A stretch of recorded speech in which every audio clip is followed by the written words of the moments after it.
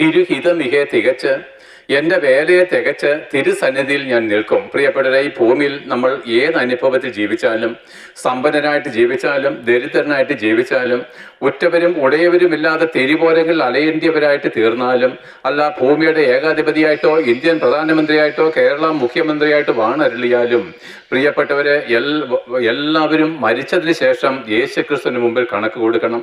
കള്ളന്മാരും മദ്യപാനികളും കൊടുക്കണം, കൊലപാതകന്മാരും ദുർനടപ്പുകാരും കൊടുക്കണം, കൊല്ലപ്പെട്ടവരും കൊന്നവരും അവൻ്റെ മുമ്പിൽ കണക്ക് കൊടുക്കണം, കൊല്ലിച്ചവൻ അവൻ്റെ മുമ്പിൽ കണക്ക് കൊടുക്കണം. എന്ന് വെച്ച് കഴിഞ്ഞാൽ മരിച്ച എല്ലാ മനുഷ്യരും, മരണമുള്ള എല്ലാ മനുഷ്യരും മരിച്ചതിന് ശേഷം യേശുക്രിസ്തുവിന് മുമ്പിൽ കണക്ക് കൊടുക്കണം.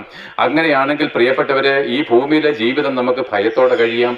ഏത് നിമിഷവും മരിച്ചു പോകാവുന്ന ഈ ജീവിതത്തിൽ മരിച്ചതിന് ശേഷം ഇതേ രൂപത്തിൽ നമ്മളെ മണ്ണിൽ നിന്ന് എഴുന്നേൽപ്പിച്ച്, അല്ലെങ്കിൽ എന്താണ് ദഹിപ്പിച്ച ചാരത്തിൽ നിന്ന് എഴുന്നേൽപ്പിച്ച് നമ്മുടെ എല്ലാ രഹസ്യങ്ങൾക്കും ശിക്ഷ വിധിക്കുന്ന യേശുക്രിസ്തു ഉണ്ടെന്ന് നിങ്ങൾ അറിഞ്ഞിരുന്നുവെങ്കിൽ, അത് വിശ്വസിച്ചിരുന്നുവെങ്കിൽ, ഭൂമിയിൽ നമ്മൾ നീതിയോടെ ജീവിക്കുമായിരുന്നു. മറ്റുള്ളവരെ കവർന്നും മറ്റുള്ളവരെ മുടിച്ചും നമ്മൾ ജീവിക്കുമായിരുന്നില്ല.